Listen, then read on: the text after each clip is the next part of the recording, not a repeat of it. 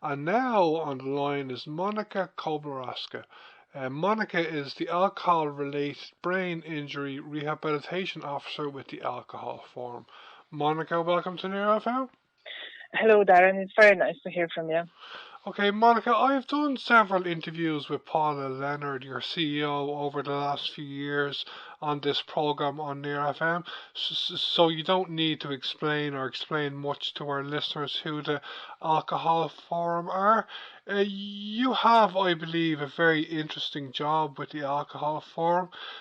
Could you start off, Monika, by telling our listeners how big of a problem alcohol-related brain injury is in Ireland, and a bit about what your job with the Alcohol Forum in relation to it entails of? Oh, yes, of course. So I am quite new to the post. I am Alcohol Forum Ireland's alcohol-related brain injury resource officer. I started in March, and I'm very happy that I finally can share what I have learned so far about the impact of alcohol consumption on the brain with you and your listeners. So as part of my job, I clinically meet the clients who are referred to me from the Letterkenny University Hospital and also from the addiction services in Letterkenny.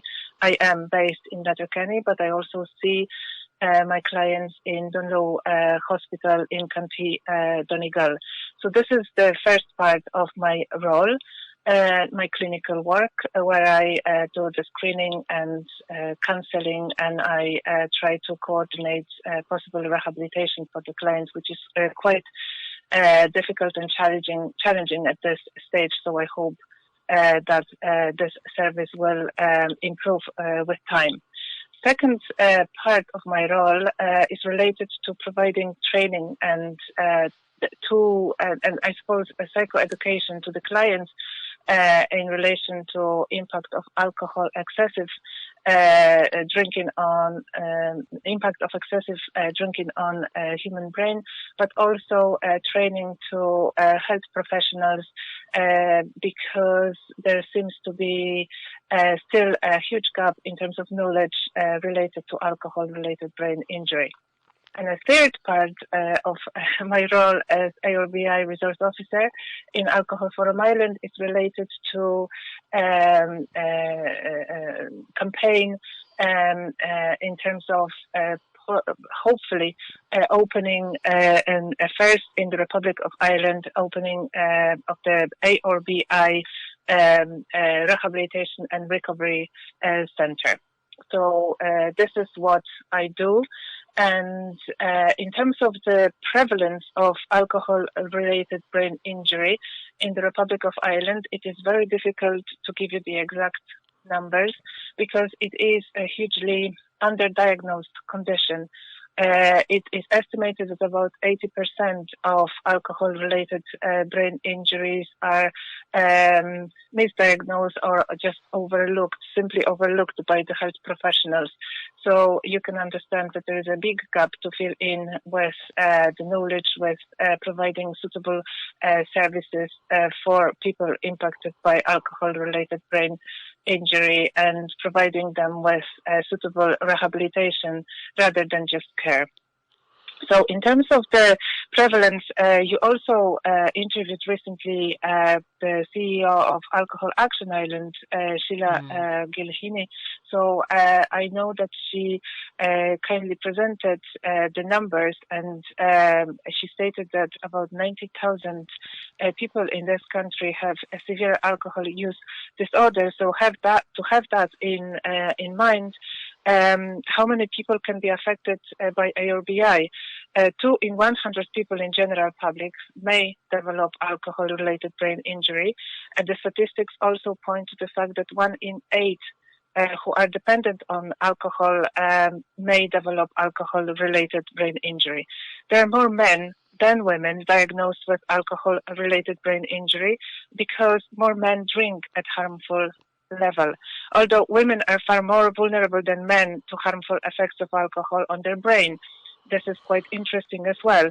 So they develop ARBI 10 years earlier than men, and also they have shorter drinking history to present with this type of difficulties. In relation to the Health Research Board, who released a report in 2022 last year, in which it was stated that more and more younger people are being exposed to drinking alcohol at a very early stage. I think it's the first drink they drink is at the age of 16. And women's consumption of alcohol is also on the increase. So, as I said, women tend to have a shorter drinking history and present to hospitals 10 to 20 years younger than men in relation to alcohol-related health complications, not only in terms of brain, but also other conditions. So ARBI is a current and a very growing problem, and the gap in service provision is expanding, and the patients have their needs met.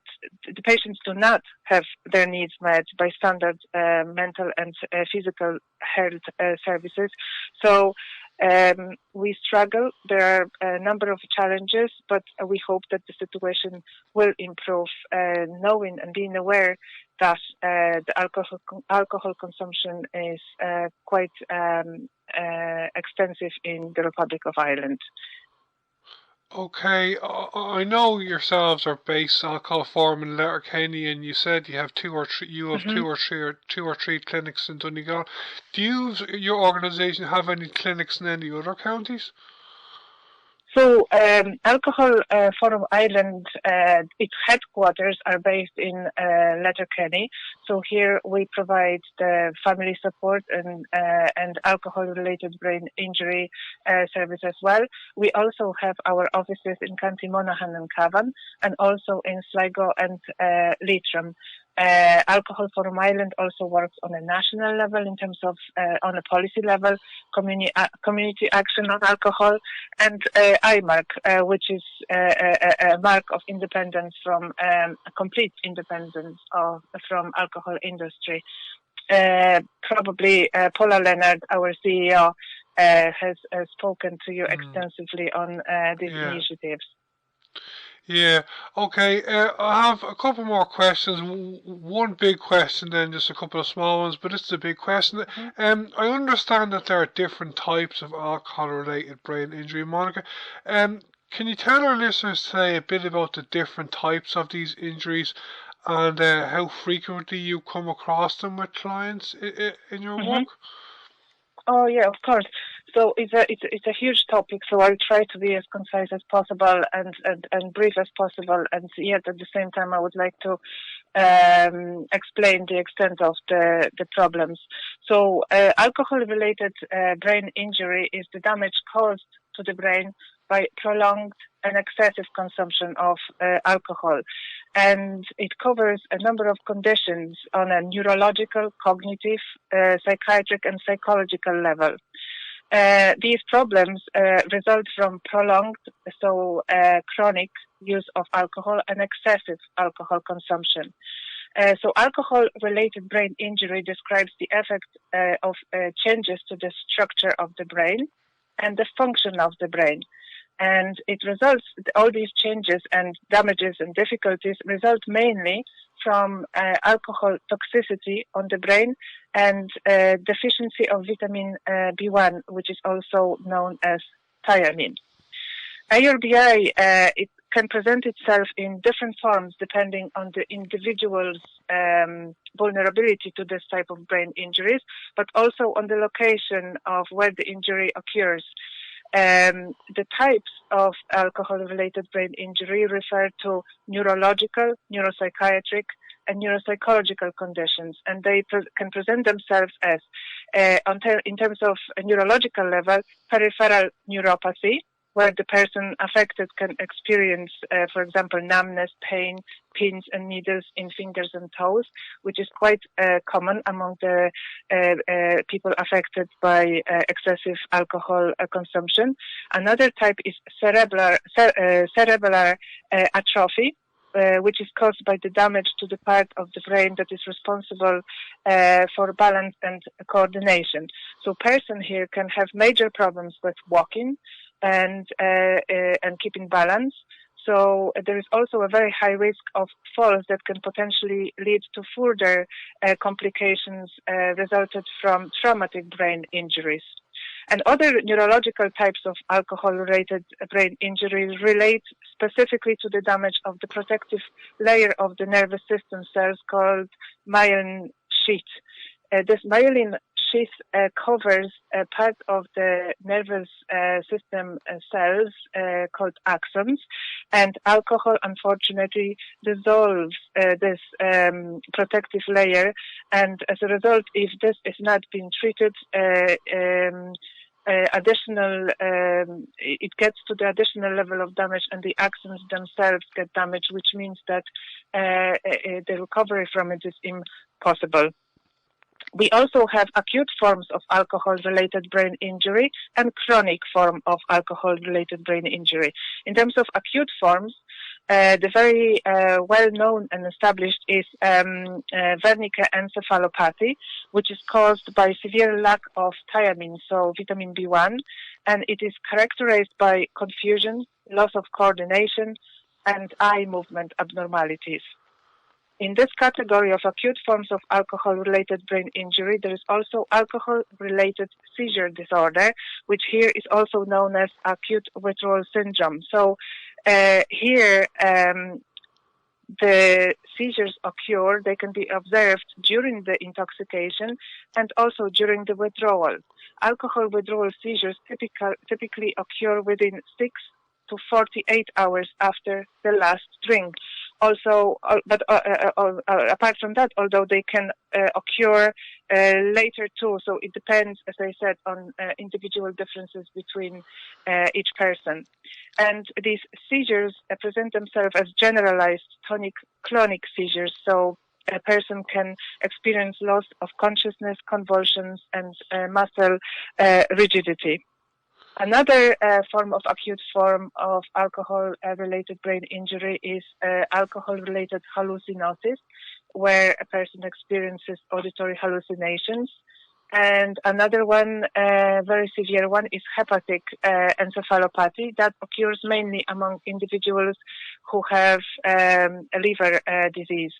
And these patients can develop symptoms such as mood changes, confusion, hallucinations.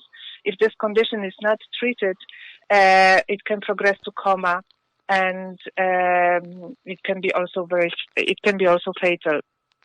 In terms of chronic forms of alcohol-related brain injury, for example, if Wernicke encephalopathy is not treated accordingly, it can lead to a condition called Korsakoff syndrome.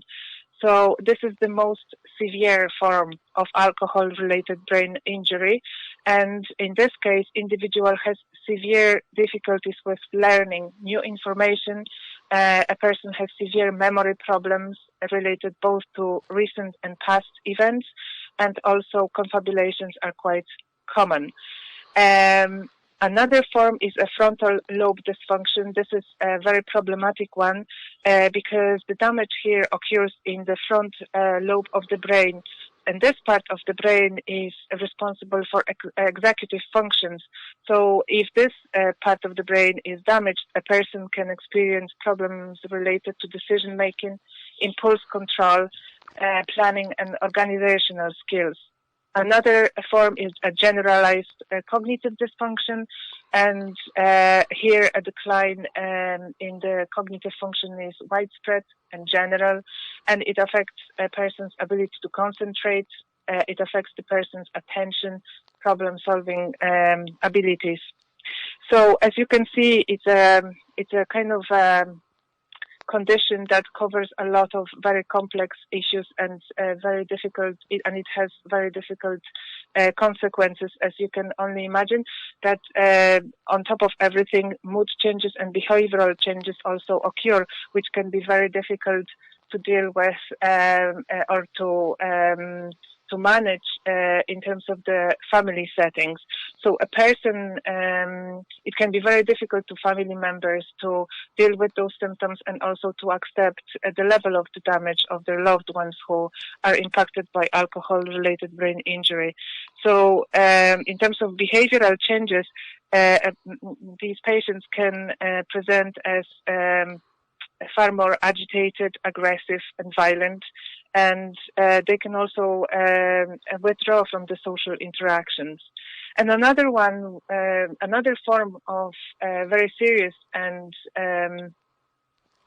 I think underdiagnosed and also not spoken loud enough is fetal alcohol spectrum disorders. This is another umbrella term that covers a range of lifelong conditions, impairments, disabilities that can occur when a developing fetus is exposed to alcohol while being in the womb of the mother who drinks alcohol. So yes, this is quite complex.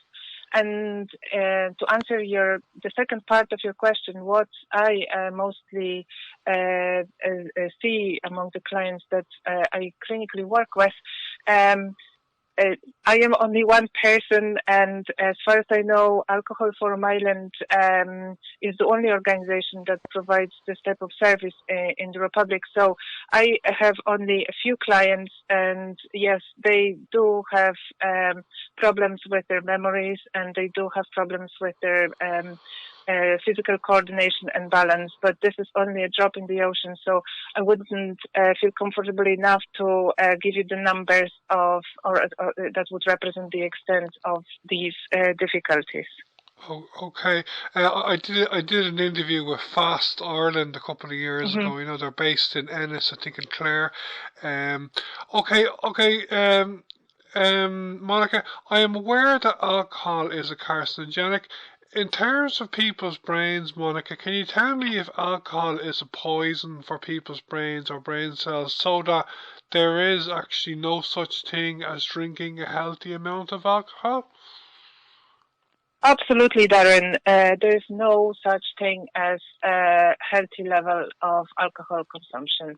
It has been well established that alcohol is a poisonous neurotoxin, and it has damaging effect on our brain and our nervous system. It doesn't damage only brain, but also other organs that are connected with our brain. So we have to think about our bodies as organized systems. So, alcohol can damage our digestive system. So there is a strong connection between our gut, liver, and the brain. Alcohol damages the brain cells. It is fat soluble and water soluble. It has ability to get through the blood-brain barrier to the brain. The most presentable symptom of it is that once we reach a certain level of intoxication, we experience slurred speech, problems with balance, we get confused. So these are already the symptoms that are evidence of the impact of alcohol on our brain. We need to understand that alcohol, which means ethanol, is metabolized in the liver. It is metabolized into a very toxic substance called acetaldehyde, and subsequently this toxic substance is then converted into acetate, and both ethanol and acetaldehyde have very toxic impact on our body. In particular, acetaldehyde is carcinogenic to our system. In terms of problematic influence on the brain cells, it is strictly related also to the deficiency of vitamin B1. Vitamin B1 is crucial in terms of proper functioning of our nervous system.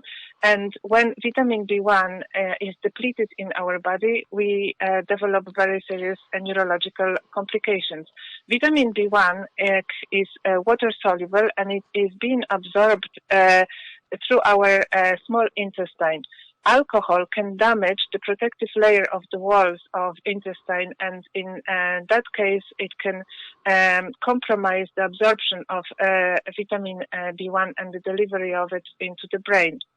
When a person drinks a lot of alcohol, normally neglects his or her diet. So when there is not enough nutrition in the body, vitamin B1 is also severely depleted. So there are two elements to it. Problems with absorption of vitamin B1 and not receiving enough vitamin B1 through our through the nutritious diet. So that's one part. Another thing is that alcohol completely disrupts the function of neurotransmitters in our brain.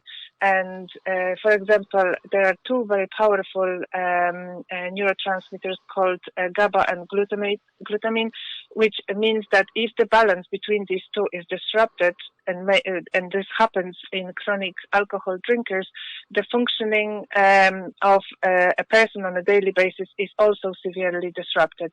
A person who all of a sudden stops drinking can experience very severe withdrawal symptoms that can complicate day-to-day life of a person, but also has may have very prolonged kind of consequences on a person's health. Okay, Monica, like just to follow on from that, like I don't drink personally, but if a person has say 1 pint or one a week or a glass of wine a week, are you saying even those small amounts actually kill brain cells? Occasional. I've done a little bit of research on this subject. So there is a category of people that we can classify as occasional drinkers. So let's say these people drink only from time to time. If a person drinks on a regular basis, so every week, every day, every second day of the week, that means that a person drinks regularly. So yes, the answer is yes. It can have a damaging effect on the functioning of brain cells, but that also depends on the age of a person. It depends on the length of alcohol consumption in terms of the history of drinking. It also depends on the excess of the type of alcohol, because we both know that spirits have higher level of alcohol in them than in comparison to wine or beer. It also depends on the sex. It depends of a person. So women are far more vulnerable than men in terms of alcohol consumption, and it also depends on general vulnerability and the well-being and lifestyle, really, and the dietary habits of a person. So it's very difficult to pinpoint the exact elements that can contribute to the brain damage. I suppose we have to look at it from different angles. Okay, just a couple more questions, Monica. As you're saying, I know the headquarters of yourselves, Alcohol Pharmacy in Letterkenny, and you told me when I was talking to you by phone and researching for this interview that some or many of your clients in Donegal are native Irish speakers because there are Irish-speaking areas or Gaeltacht areas in Donegal. Are many of your clients from Donegal native Irish speakers, Monica? Especially around the west of Donegal, yes. I meet native Irish speakers when I meet them in Dunlow Hospital. It was quite surprising for me that actually the language is not being impacted by the damage to the brain. So speech can be, although I haven't met clients who would have such severe form of alcohol-related brain injury, but the language is absolutely not impacted. So they can switch. Unfortunately, I am not able to understand when they start speaking Gaelic, but they can switch very easily from English to Irish and from Irish to Gaelic. So yes, the west of Donegal clients who live in this part of Donegal, yes, they are bilingual. Yeah, bilingual. Bilingual, yeah, that's cool. I know they Hmm. speak very fast in Donegal as well, so I find it hard to Yeah. understand. Particularly, like I'm in my early 40s, but people like over the age of 60, I speak Irish now, but people over the age of 60 in Donegal, a lot of the time, I don't know what they're saying. They speak so fast, you know. But Hmm. okay, okay, it's great talking to you today, Monica. Just before you go, I know you mentioned this as a start of the interview, but you're saying there's work going on for a centre for alcohol-related brain injury in the Republic of Ireland, because I believe there is Hmm. one already in Northern Ireland, is there? There is one, yes, in Belfast. It was established in 2021, and we would love to visit their center and learn from their experiences before we start working very hard on establishing ours. Uh, Currently, there is no suitable services provided for people with ARBI in Ireland, and our vision is to open a 10-bedroom unit ARBI Rehabilitation and Recovery Centre, where people could go through the recovery and rehabilitation in a safe and appropriate setting. So this would involve 3 months of stabilization following discharge from acute hospital wards, and then recovery. That would be followed by a multidisciplinary assessment in terms of that would have to be done by the specialists from the fields of neuropsychology, occupational therapy, psychiatry, physiotherapy. And then based on the assessment, because you see, at the moment we can only screen for ARBI, and there are very limited resources designated for a proper assessment of alcohol-related brain injury. So for that reason, we don't really have the exact numbers that would relate to prevalence of this problem in the Republic of Ireland. So as far as I know, there has been some work done in this field, or there is a possibility of doing some research work in it, and hopefully we will get more concrete evidence related to prevalence of ARBI in the Republic. But it would be a wonderful initiative if our center could eventually be open, because it is not acceptable to discharge patients with alcohol-related brain injury from the acute hospital wards back to their communities without offering them a chance of rehabilitation. Yeah, I think it'd be great if the centre could be located in Donegal as well, because Oh, it Donegal. would be fantastic. Hmm. A lot of people in Ireland from Dublin I know love Donegal, you know. Oh, okay, Hmm. Monica, that's great.